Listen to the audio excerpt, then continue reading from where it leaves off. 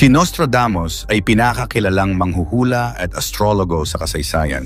Ang kaniyang mga hula ay naging controversial dahil karamihan sa kaniyang mga hula ay misteryoso at nakakatakot. Mula sa kaniyang aklat na Le Prophéties, isinulat niya dito ang kaniyang mga pangitain sa pamamagitan ng mga tula na kilala bilang quatrains. Maraming henerasyon na ang nagpatotoo at pinaniniwalaan ng tagasunod niya na si Nostradamus ay nakapredict at nakahula umano ng maraming mahahalagang pangyayari sa kasaysayan tulad ng pag-usbong ni Adolf Hitler, pagkakaroon ng COVID-19, pag-atake sa Pearl Harbor, ang pambobomba ng atomika sa Hiroshima at Nagasaki, Japan, at marami pang iba na tila naging makatotohanan. At ayon sa mga eksperto sa bawat taon o siglo, ay mayroon itong matitinding hula.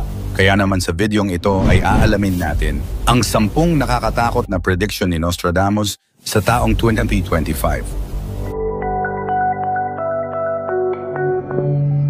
Pang-10, paglawak at pamamayagpag ng bansang China.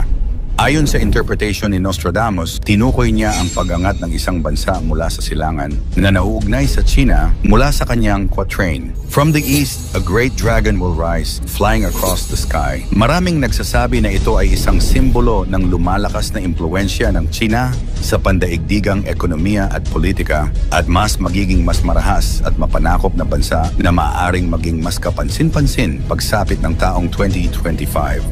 Pang-9, natural disasters at pagbabago ng klima o climate changes. Ipinapakita ng ilang quatrain ni Nostradamus ang matinding mga pagbabago sa kalikasan, panahon at kapaligiran, kabilang na ang malalakas na bagyo at mga lindol. Mula sa kaniyang quatrain, the earth will shake in the new city and the earth will open up in several places. Binibigyang kahulugan ng kanyang tagasunod bilang pagtaas ng mga natural na sakuna sa iba't ibang bahagi ng mundo, gaya ng malalakas na lindol at bagyo, baha at matinding init sa mga bansa, kasama na ang mga pagbabago sa klima na magdudulot ng higit pang sakuna. Pang-8, ang bagong Santo Papa sa Roma. Si Pope Francis ng Katoliko ay kasalukuyang nasa edad 80 mahigit na nakakaranas na ng problema sa kalusugan. Ito ay maaaring magresulta sa pagbabago ng pamamahala ng simbahang Katoliko. Ayon kay Nostradamus, ang isang bagong Santo Papa di umano ay mas bata kaya mas magiging mahaba ang panunungkulan nito pero magpapahina at maghahatid ng mga iskandalo sa simbahang Katoliko. Pang-7, pagbabalik ng monarkiya. Sa mga hula ni Nostradamus sa kaniyang quatrain na nagpapahiwatig ng pagbabalik ng isang leader mula sa nakaraan o isang bagong uri ng monarkiya. A king will be restored who will rule for long. Maaaring tumukoy ito sa muling pag-usbong at paghahari ng isang monarkiya o isang bagong leader na mamumuno sa mga darating na taon.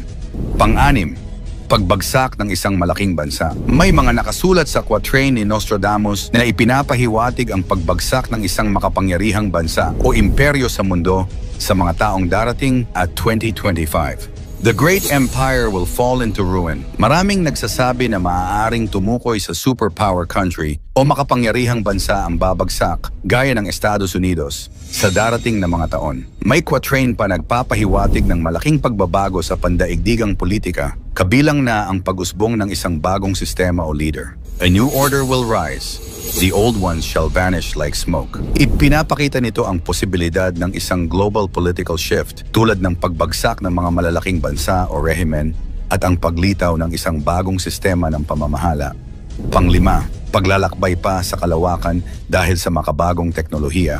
Ang mga teknolohiya sa space exploration ay sinasabing nakapaloob sa ilan sa mga hula ni Nostradamus. Ang ilang mga interpretation ng quatrain ay nagsasabing magkakaroon ng higit pang pagsulong sa paggalugad sa kalawakan.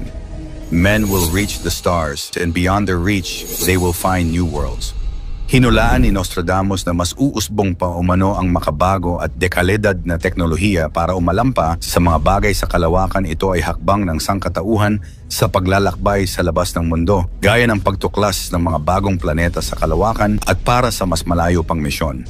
A new voyage will take men far from their home towards the stars. Maaring ito ay tumukoy sa mga misyon patungo sa Mars o iba pang malalayong bahagi ng kalawakan na inaasahang magiging mas mahalaga sa mga susunod na taon.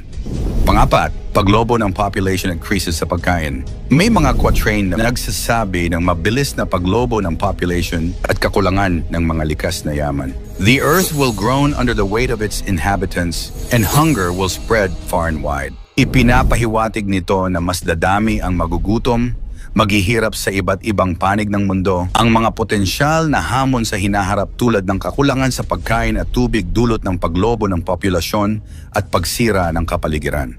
Pangatlo, krisis sa ekonomiya. May mga predictions si Nostradamus na nagsasabi na maaaring magkaroon ng matinding krisis sa ekonomiya sa mga darating na taon. The markets will fall and the great towers will collapse. Ito sa isang malakihang pagbagsak ng ekonomiya o mga sistema ng pananalapi na maaaring maganap sa taong 2025. Isa pa sa mga hula ni Nostradamus ay nagpapahiwatig ng isang pagbabago sa pandaigdigang sistema ng ekonomiya. A new currency will rise, born of fire and metal, and the old ways will crumble. Maraming nagsasabi na ito ay maaaring dumukoy sa paglago ng mga cryptocurrency, digital money, at isang bagong anyo ng pera na magiging dominante sa ekonomiya sa 2025 o sa mga susunod na taon. Pangalawa, pag-usbong ng bagong uri ng paggamot o medisina. Hindi lahat ng hula ni Nostradamus ay puro nakakatakot at panganib. Meron din nakalagay sa ilang quatrain na nagsasabi tungkol sa malaking pagbabago o pagkatuklas sa medisina. In the age of iron and silicon, a new healing method will emerge. Ang hulang ito ng astrologo ay posibleng tumukoy sa mga bagong teknolohiya sa medisina tulad ng bioengineering, gene therapy, o advanced na AI sa larangan ng kalusugan na maaaring lumabas sa taong 2025. At ang una, World War III, o ang ikatlong digmaang pandaigdig.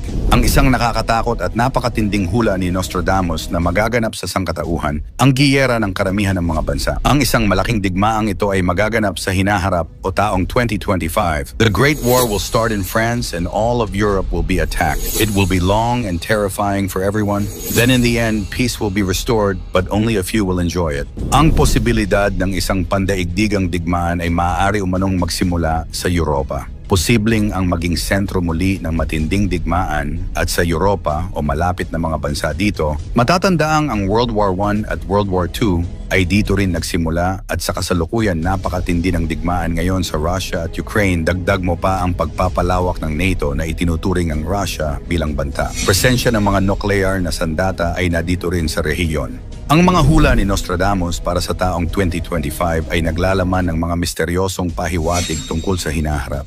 Bagamat ang mga pahayag ay kriptiko at hindi malinaw, maaaring magbigay ito ng babala at pagiging handa. Mangyari man o hindi ang mga hula ni Nostradamus, isa lang ang dapat nating paniwalaan at sampalatayanan. Ito ang nag-iisa nating kataas-taasang Diyos. Ikaw, ano ang masasabi mo sa mga hulang ito ni Nostradamus? Sa 2025, ikomento mo naman ito sa ibaba. Huwag kalimutang i-like at share. Maraming salamat at God bless.